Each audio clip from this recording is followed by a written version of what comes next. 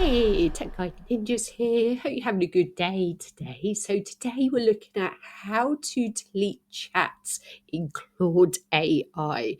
So there are a few ways of doing this, but first of all, you need to open up your Claude AI account. Then looking over on the left-hand side, you can see your recent chats. So if you've only got a few chats you want to delete, this is the quickest way to do it. So hover over the title of the chat you want to delete and click on the three dots and you can click on delete.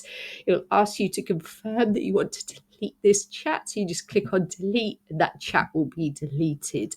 Another way of doing it is going to the chats tab a little bit further up.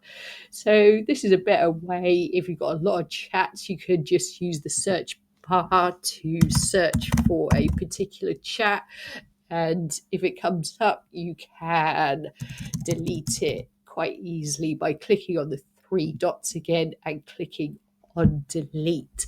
I hope that was helpful. Please like the video and subscribe, and I will see you soon.